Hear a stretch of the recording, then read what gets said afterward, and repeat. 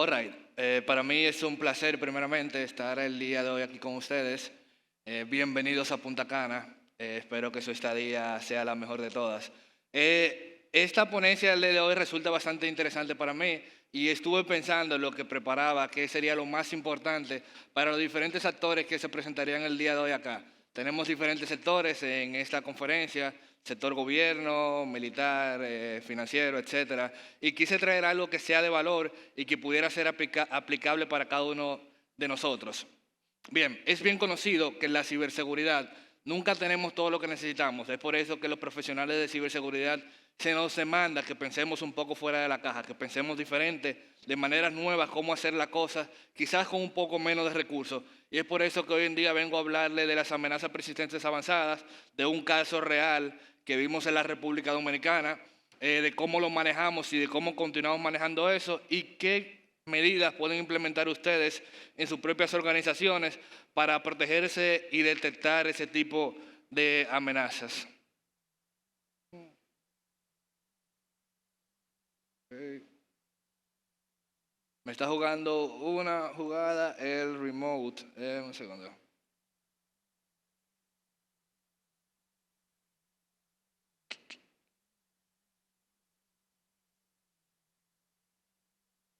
Voy a pedir ayuda de alguien del staff que me ayude con eso, en lo que se introduce.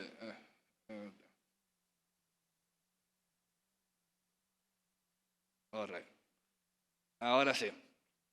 Había que presionar un poco más fuerte. Entonces, mi nombre es Omar Avilés. Soy parte del equipo del Centro Nacional de Ciberseguridad de la República Dominicana. Específicamente trabajo para el Equipo Nacional de Respuesta a Incidentes Cibernéticos y ahí soy uno de los encargados de, digamos, liderar el equipo de monitoreo, cacería de amenazas y respuesta a incidentes. Entonces, esta ponencia va basada o enfocada en el punto de vista del Centro Nacional de Ciberseguridad, de lo que hemos visto respondiendo a las diferentes ciberamenazas que hemos respondido en la República Dominicana. Entonces, primero empezando, ¿por qué lo llamamos APT o qué es un APT? El término viene del inglés, en inglés es Advanced Persistent Threats o amenazas persistentes avanzadas. Las amenazas persistentes avanzadas es algo que se viene viendo desde el año 2003 por ahí. La primera que presenciamos o que se presenció salió en un reporte de Madian, que se le puso el nombre de APT-1, identificando que era la primera amenaza persistente. ¿Cómo sabemos o cómo se identifica que es una amenaza persistente avanzada? Primero son amenazas altamente capacitadas con recursos de intruir en redes informáticas sin ser detectado por tiempo prolongado de tiempo y desarrollar diferentes fines dependiendo los objetivos de la misión. Suele ser ciberespionaje.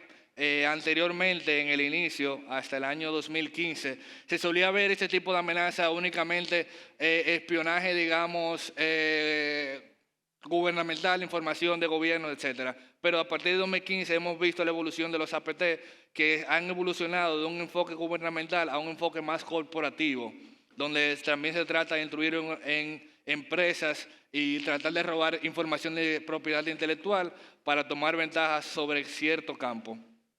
Eso es básicamente las amenazas persistentes avanzadas. Aunque son muy persistentes, sí existen maneras de detectar este tipo de amenaza.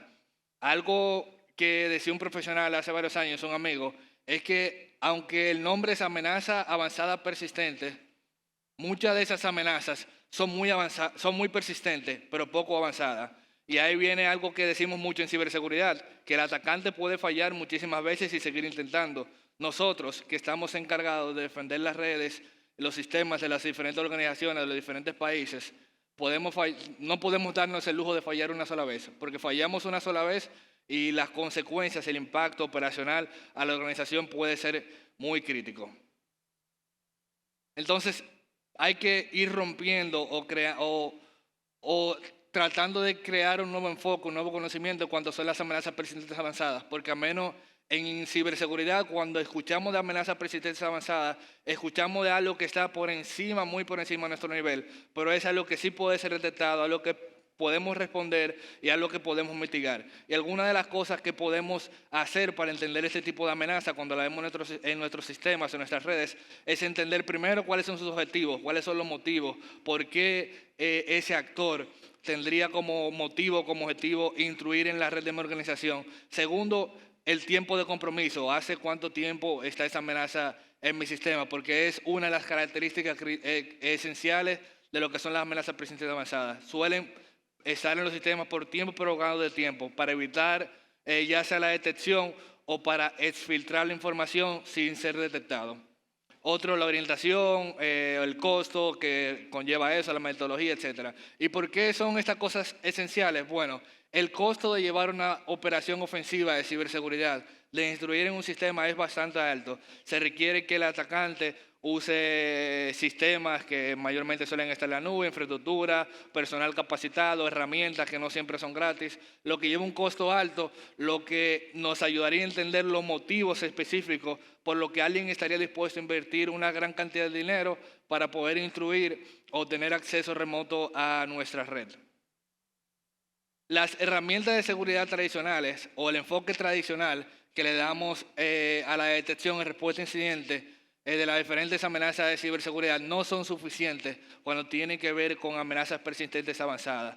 ¿Por qué es esto? Bueno, esta frase me escucharán decirla varias veces durante la ponencia. No se puede defender lo desconocido, no podemos proteger lo desconocido. Es importante que podamos entender, comprender y conocer a cabalidad, primero, cómo funciona nuestra red y segundo, cómo funcionan las herramientas de seguridad que nosotros utilizamos para saber cuáles son sus límites y para saber cuáles pudieran ser los posibles puntos de falla y así poner controles compensatorios para evitar una interrupción de las operaciones de la organización. Las herramientas de ciberseguridad casuales o las herramientas de seguridad de los sistemas casuales funcionan en base a una base de datos. Tenemos una base de datos donde están las diferentes firmas, patrones, comportamientos, hashes o información de los chicos malos para poder detectar cuando se vea esa misma firma, ese mismo comportamiento en la infraestructura, haciendo ese macheo, esa comparación, se detecta que es algo malicioso y se bloquea. Ahora, ¿qué pasa cuando un atacante usa un patrón, usa un comportamiento, usa una firma que no está en la base de datos de la solución de seguridad que tiene la organización? Es difícil o diría casi imposible la detección mediante esa herramienta. Es por eso que es bueno saber ese tipo de cosas para saber cuáles son nuestros límites y para saber qué podríamos mejorar para mejorar lo que es la seguridad de la organización. Ahora venimos con el caso real del APT que vimos acá, aterrizándolo en lo que es nuestro ambiente y lo que pudiera ser también el ambiente de ustedes. Me gusta mucho el eslogan de la conferencia, creando un ciberescudo unido para Iberoamérica completo, porque es algo que necesitamos, crear y mejorar las capacidades. Este es el diagrama de lo que vimos que hacía la amenaza que nosotros monitoreamos. Primero, llegamos a través de un correo de phishing. ¿Qué es interesante de ese correo de phishing? Primero estaba escrito en un español perfecto. En un español perfecto y no era una amenaza esencialmente de Latinoamérica. Por las otras cosas que vimos que vamos a hablar un poco más adelante. Aparte de ser en un español perfecto que estaba escrito el correo de phishing, era un correo de phishing diferente para cada organización a la que se le enviaban. Imagínense que el atacante enviaba promedio mensualmente 5,000 correos electrónicos. Es un poco difícil escribir 5,000 correos electrónicos diferentes cuando se trata de una campaña de intrusión, cuando se trata de una campaña de malware. Esa fue la primera cosa que nos llamó la atención. El flujo seguía cuando la persona abría el enlace en el correo, lo llevaba a un enlace de Google Drive. La particularidad de eso, o la razón por la cual nosotros pensamos que ellos hicieron eso, es que muchas organizaciones usan esta herramienta de forma legítima, porque es una herramienta legítima. Al ser usada de forma legítima es un poco difícil que la solución de seguridad haga ese bloqueo, porque ya la tenemos permitida, es una herramienta conocida. Luego que se iba a Google Drive, descargaba o mostraba un archivo de zip, que era un archivo comprimido, que tenía una clave para igual proteger en cuanto a las diferentes soluciones de seguridad. Cuando un archivo se descarga, lo que suelen hacer las soluciones de seguridad es ejecutarlo en un ambiente seguro para ver si hay un comportamiento malicioso. Si el archivo tiene una contraseña, es muy probable que la herramienta de seguridad no sea capaz de poder analizar correctamente eso que viene aquí adentro. Luego de que la persona abría el zip, y es muy importante recalcar que el phishing, la campaña iba muy dirigida a cosas financieras, o sea, se le enviaba algo a la empresa diciendo de la factura que tienen pendiente, del comprobante de pago que está pendiente, para incentivar a la persona que recibe el correo a abrir y ver de qué se trata ese PDF, ese archivo, esa factura que se le envió. Al abrir eso, la empresa era infectada primero, o la organización era infectada primero con un malware que le conocemos en ciberseguridad como PhishStager. El PhishStager es un malware que se utiliza únicamente para lograr un acceso remoto a la infraestructura de alguien y para descargar otros tipos de malware un poco más avanzados.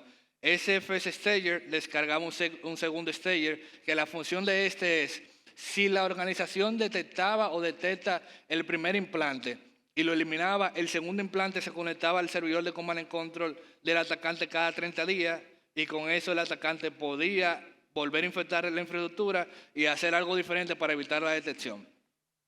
Luego de que se instalaba el segundo implante, a través de inyección de shellcode en la memoria, el atacante descargaba una puerta trasera, que es un malware que se conoce desde 2007, que se llama Banduc. Esta era una versión modificada específicamente para esa campaña. Esto hacía un tipo de acciones como verificar qué infraestructura estaba corriendo, verificar el tiempo de ejecución de la máquina, si la máquina de la persona que abrió ese enlace malicioso había estado encendida por mucho tiempo. Era, digamos, un punto verde para ellos seguir adelante. ¿Y por qué era un punto verde? Porque eso es un punto verde. Cuando yo analizo cuando una solución de seguridad analiza un tipo de archivo malicioso de este tipo en una solución automatizada, en una herramienta automatizada, eso tiene un tiempo desde que se encendió que es bien corto, suele ser segundos. Si la herramienta detecta que el tiempo de inicio de sesión, el tiempo de encendido de esa máquina es segundo, automáticamente se autodestruye porque podría ser el análisis de una herramienta. O sea, ellos hacen este tipo de análisis para evadir las defensas y para asegurarse que en realidad están infectando una persona, una organización legítima. Luego de esto, el backdoor que ellos tenían hacía algunas acciones automáticas, algunas verificaciones manuales para verificar de quién se trataba el compromiso. Instalaban otro archivo malicioso, otro malware conocido como Cobalt Strike, que se conectaba o se conecta a un servidor remoto de un grupo de ransomware llamado Conti. Creo que la mayoría aquí hemos escuchado Conti.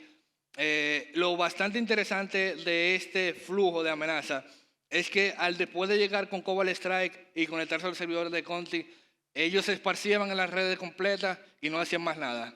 Era como, me conecto, hago la intrusión, pero me quedo ahí sin hacer más nada, esperando otras instrucciones adicionales.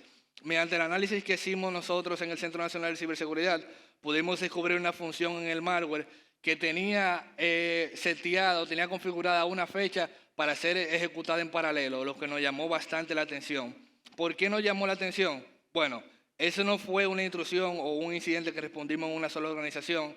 Mediante el equipo de inteligencia de amenazas pudimos detectar muchas organizaciones que estaban comprometidas con el mismo compromiso, con el mismo behavior, en diferentes sectores, sector bancario, sector defensa, sector gobierno, etc. ¿Y qué hacemos con esa información? O sea, ahora, ¿cómo protegemos esas organizaciones que ya están infectadas y las que no están infectadas? ¿Cómo le ayudamos a que puedan estar protegidas en cuanto a esas amenazas? Y ahí viene lo que decía al inicio. No tenemos todas las herramientas, no tenemos recursos ilimitados. ¿Qué podemos hacer? ¿Qué cosas podemos implementar?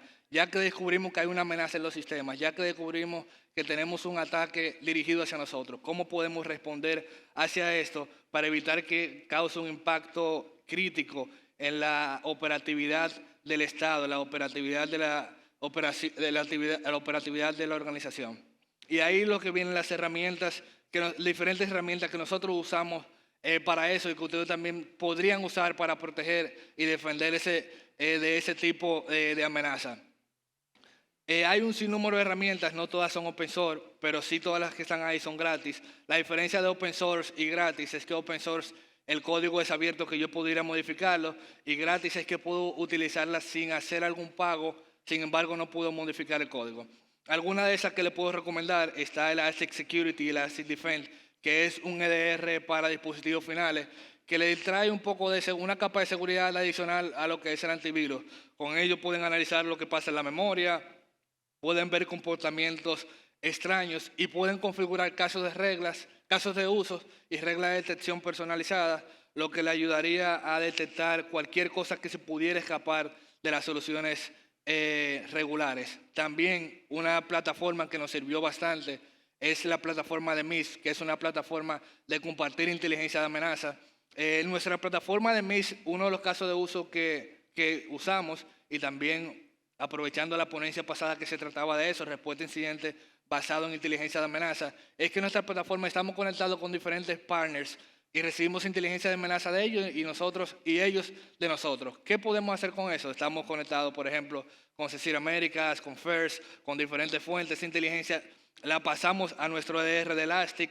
Cuando llega el EDR de Elastic, el EDR verifica automáticamente si esa data de inteligencia se ha visto en la infraestructura donde está instalada en nuestra solución de seguridad. Y con eso pudimos detectar de forma automática, cosas que se nos haría muy difícil detectar de forma manual. Así tenemos otro tipo de herramientas como Sucuri, Suricata, que es un IDS. Tenemos también OSQuery, que es una herramienta para visualización y búsqueda rápida en los diferentes sistemas. Pueden tomarle una foto para no va a dar tiempo a explicarla cómo quisiéramos a cabalidad cada una de esas herramientas, pero son herramientas que sí le pudieran usar para poder conocer sobre estas amenazas. Entonces, ¿cómo puedo implementar esto en mi propio ambiente? La ventaja de estas amenazas, de herramientas, al ser open source, al ser gratis, es que existe mucha documentación. En el Centro Nacional de Ciberseguridad tenemos una página de GitHub, que es una página de colaboración de código, donde tenemos pasos, manuales, tutoriales de cómo implementar esas herramientas en sus propias infraestructuras, y también si tienen alguna duda o necesitan alguna ayuda para implementar esas herramientas en su propio ambiente, nosotros estamos más que encantados de poder colaborarles a cualquiera de ustedes con esto. Las amenazas persistentes avanzadas es algo que hemos visto y que ha evolucionado muchísimo y ha venido para quedarse. Tienden a ser amenazas que intruyen en los sistemas buscando la forma de cómo no ser detectadas. Es por esto que necesitamos un enfoque diferente al enfoque que solíamos tener de las amenazas. Un antivirus o una solución de seguridad, un firewall que esté ahí desatendido no va a ser suficiente. Se necesita que haya profesionales capacitados, que haya personas que entiendan cómo funcionan los sistemas, que puedan conocer qué tienen para que puedan protegerlo, porque no se puede proteger en lo desconocido. Y ahí, para pasar al tiempo de la pregunta, vengo con esta frase al final, que la mejor herramienta de seguridad siempre será, o hasta ahora lo es, un análisis de seguridad actualizado y bien capacitado. Muchas gracias.